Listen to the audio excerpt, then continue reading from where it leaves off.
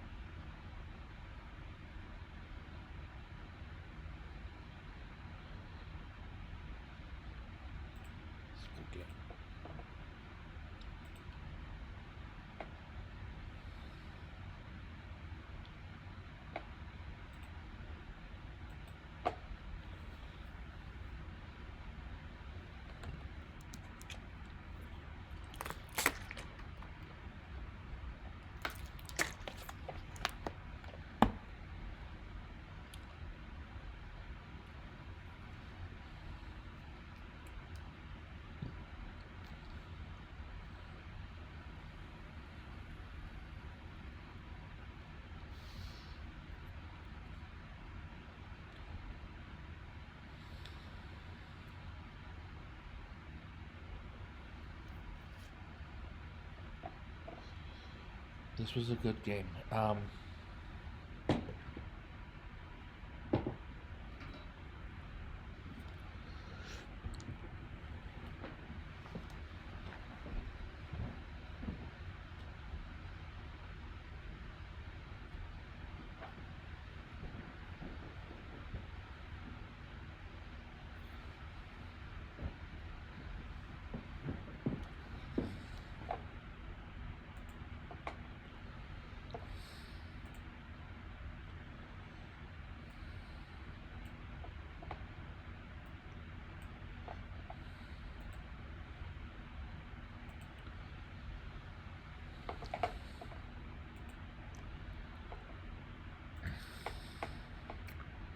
Okay, I'm gonna review this game along with the computer.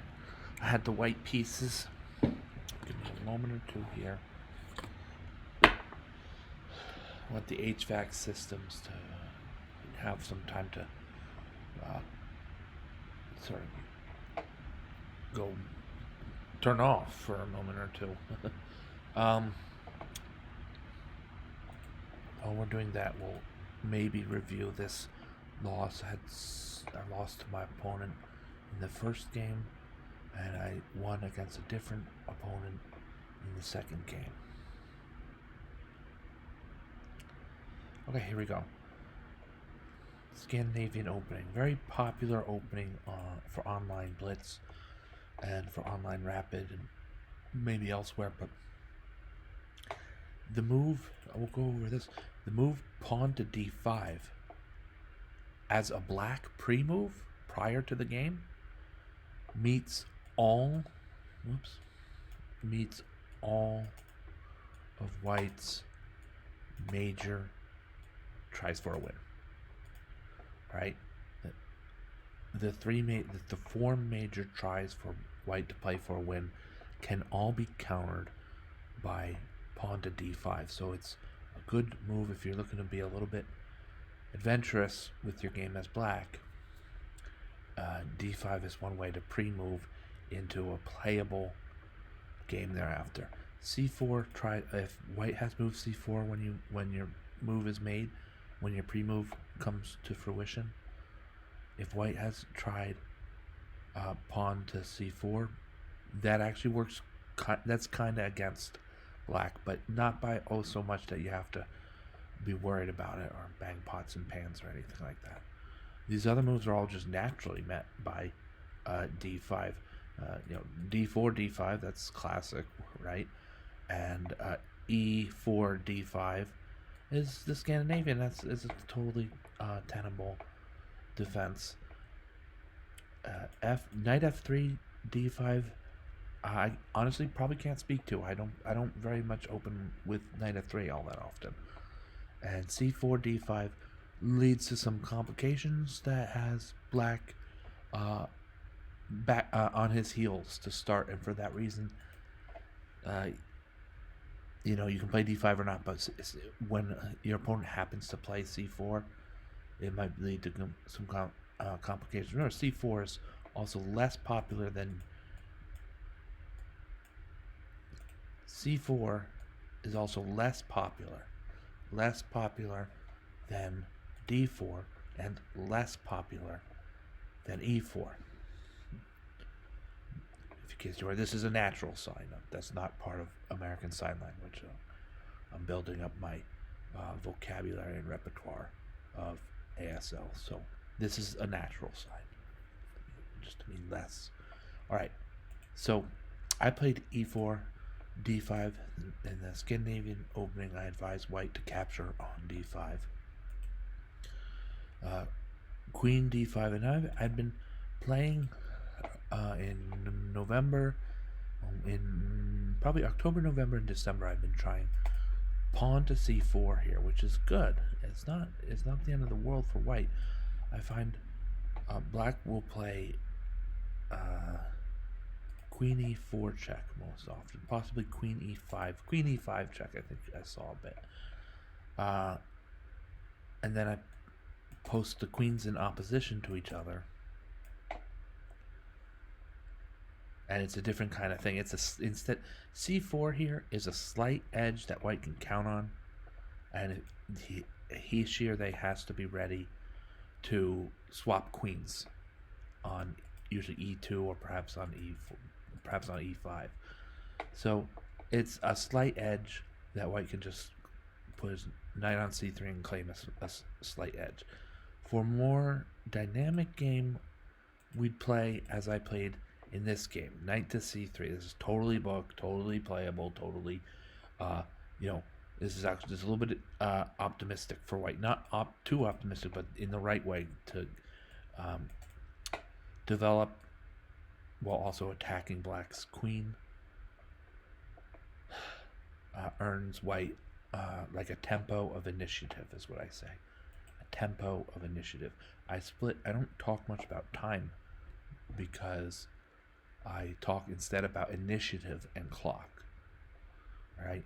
So I'd prefer to think of it as clock that I've highlighted here, 9:55. Does that show on the stream? It sure does. Fantastic. That's clock. See, this is supposed to be a clock with hour hands nearby. And initiative is, boom, boom, boom, boom, boom, boom. This attacking idea of having this check on d6, and a knight takes all this stuff. Look, but then also a6 takes b5, and queen takes a8. That's what I'm referring to as initiative. Levying check after check after check in a positive way is making good use of initiative and having the initiative. Clock, I'm talking about minutes. I'm talking about hours, minutes, and seconds. Unless I'm playing correspondence, but that's not really what I want to talk about. Pawn to d4 is a good way, I find, in a lot of these systems featuring an early attack where black's queen has to move because she's attacked by knight c3. A lot of those systems mean follow up with d4. This doesn't have to be with the Scandinavian defense. Sometimes this arises out of a Caro-Kann, a French defense, especially the Steiner variation. In this game, it was out of the Scandinavian defense, right and proper. So just know that you're usually going to want to push d4 to get some pawn center, some kind of pawn center after your e-pawn has been taken off the board. You get some kind of pawn center here, and then sometimes it even lends itself to corner tactics. Bishop b5 check, and pawn to d5 can make a mess of things. For instance, if bishop b5 check here, and then knight c6 to block the check and develop, well then pawn d5, and there's ways for blacks to shimmy out of this, but they're tough to find. Pawn to d5, and you've got a pawn attacking a pinned minor piece. So maybe take some time and look at this kind of idea. And some of those systems, not in the Scandinavian defense, but in some of those systems, the queen is backing up the bishop, so they form a battery along the a4, e8 diagonal, and that can put even more strain on black's a knight or perhaps a bishop. So it's good to study a few of those, maybe play against a computer or a friend or what have you. Be ready to see that in tournaments. This is mostly still tournament viable. The openings we're playing, it's a little bit heavy for white, but this happens in the Scandinavian defense. This happens in the Scandinavian defense. Bishop f5 here. I don't recall. I might have seen that in the past, or perhaps not. Like I said, saying about these corner tactics that focus on c6 as a weak square, white plays d5. And then we got sometimes out of this you get faulty defense. I don't think pawn to e6 is a good move. The reviewer agrees this is an inaccuracy. Allows white. I played this mistake, bishop b5, but even short of that, just allowing white to cash in. Sorry, yeah, c. D takes e6, and then bishop takes e6. Importantly, if my opponent played f takes e6, then he's weak along this diagonal against his king, the h5, e8 diagonal. So that's weakening, but if instead d takes e6, bishop takes e6, with white to move here, if you're playing black, you don't want to make e6 because, for one, some players will simply trade queens. Some players do better without their queens on the board. And the pot is sweetened when black has to move his king to recapture and then cannot castle.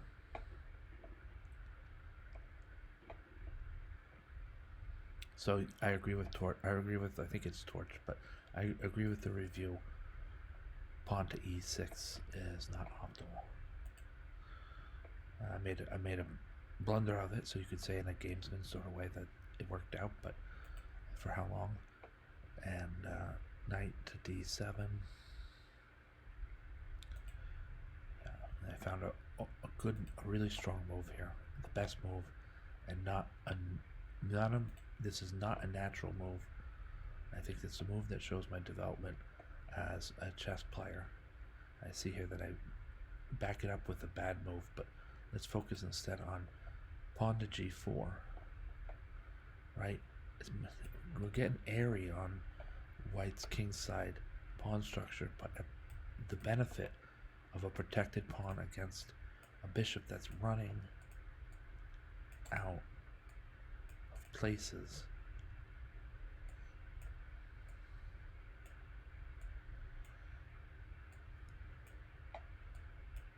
To which he may travel. I was thinking bishop g6 in response.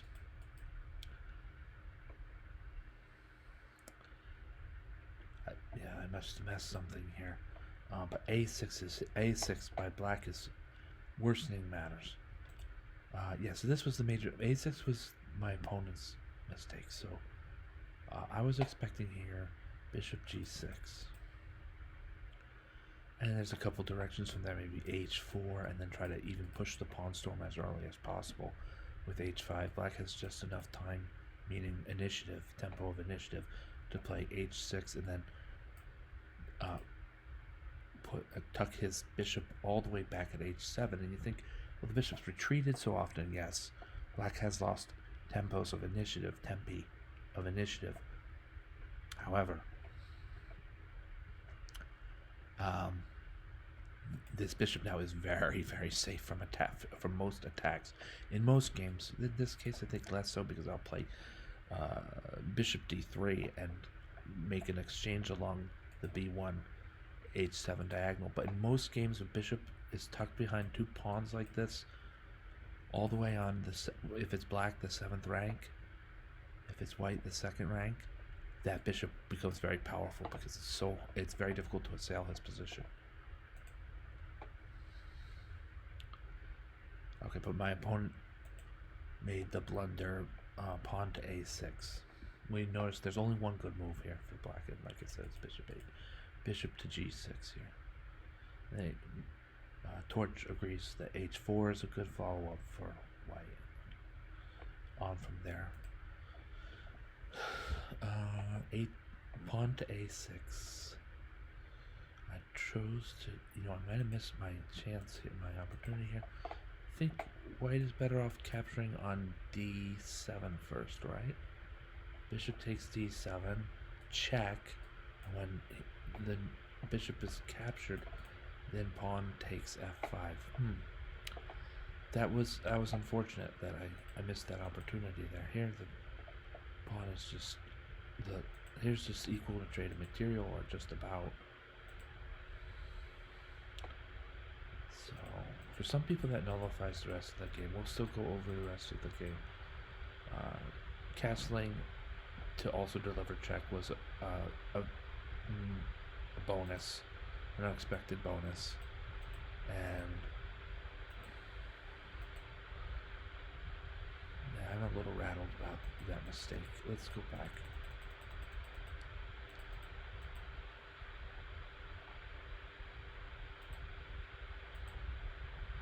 Okay, so from here, we'll play this out as if I had seen this. Of course, a6 is a tremendous mistake, not because I can capture on f5, which I can, but equal material traded, white to move, not equal material traded.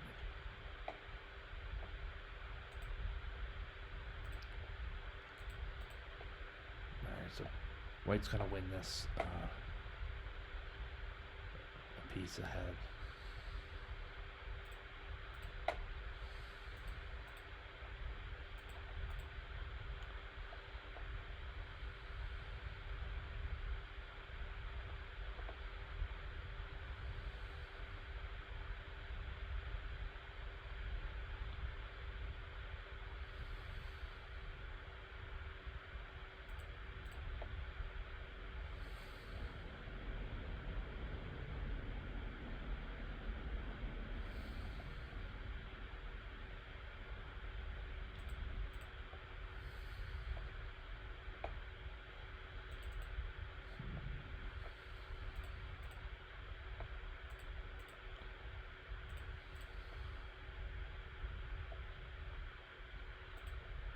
Yeah, well, we should be able to win that. Let's go back now. I want it now.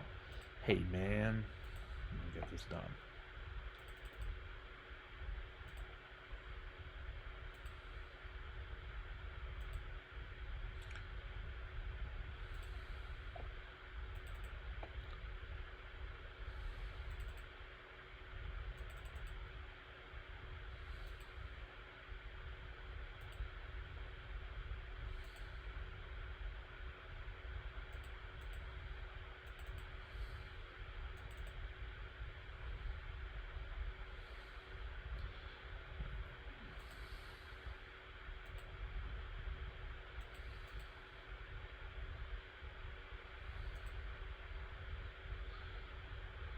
Yeah, here, sort of at white's peak, I'm just a little bit more than a minor piece ahead, with a number of rooks on each side and pawns. There are plenty.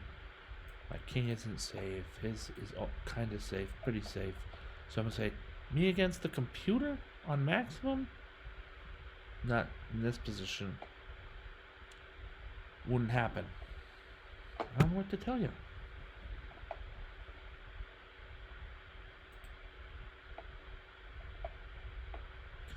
Back to the game.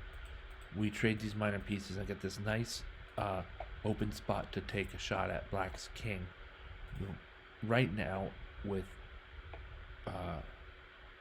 black to move, the knight is threatened, and black has aggressive ideas of playing queen e7 to capture with check here, maybe expose, maybe, or not expose, maybe levy a pin against one of my knights, probably the g1 knight hops to e2, and then there's a pin to be considered. And I have to say, it took me a little bit to find this, almost a minute, and I'm glad I found it because it's absolutely the best move for white, and it wins the game. Queen takes d7 check. And white now has a more solid way to protect this 4 points or 3.9 points of lead on the progress bar. We have a full 4-point material advantage, and we're playing against a human, not the computer, so that also helps.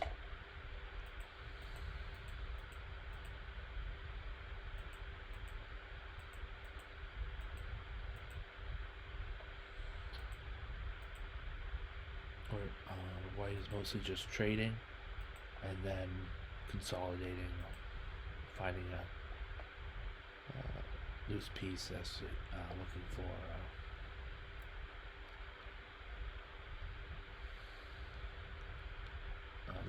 probing for weakness. White's probing for weakness, and we finish it off with this nice well, almost finish it off with this nice gain of a pawn by way of a tactic. I found some ways to make my king safe before king safety became an issue, because this back rank checkmate is not going anywhere on its own, friends. I played pawn to b3, and then my king, even if he is checked along the back rank, my king can move to b2. And right now, no, the knight has f1, the rook has f1, but supposing they wander somewhere else, then the knight can move to b2 and have it at least not be checkmate. I played this part of the endgame quite accurately. This is another mark of my development as a player.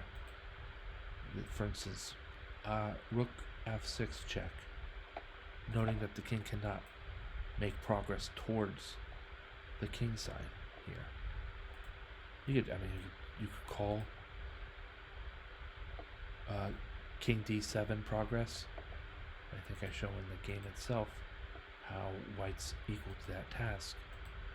After a few moves, black's king, of course, needs to get over to the king side.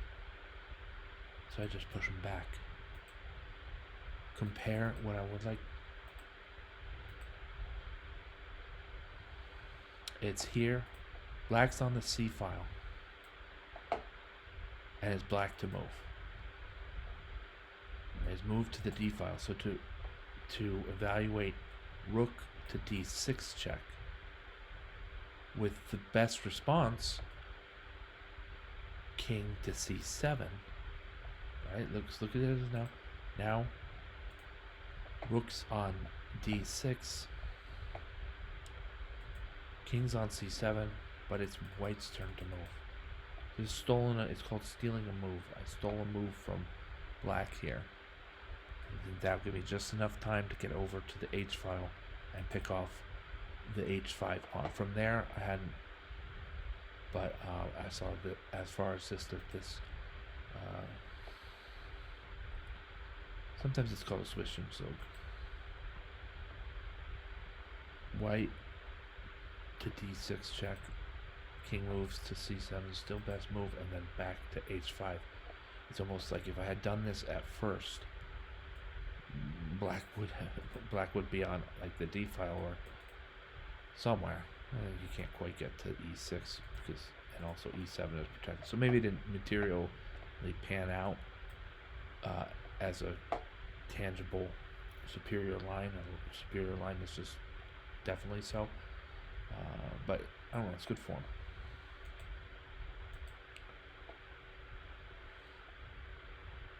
Rook takes H5, and the timing and the placement of these pieces just works out in white's favor.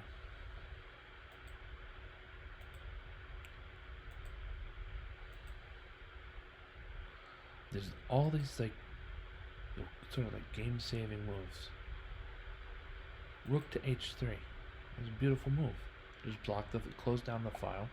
If it costs you your knight, it costs black his, her, or they rook. And this is forking out. Now the game has gone to be white's. So that's it. I think that's all we got to go over for this session.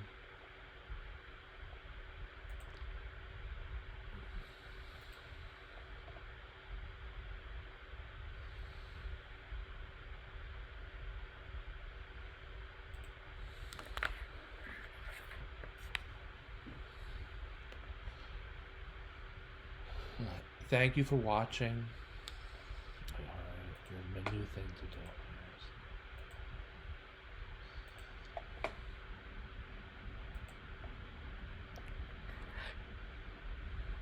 Thank you for watching. Thank you, Gravitrons. I'm more gravity.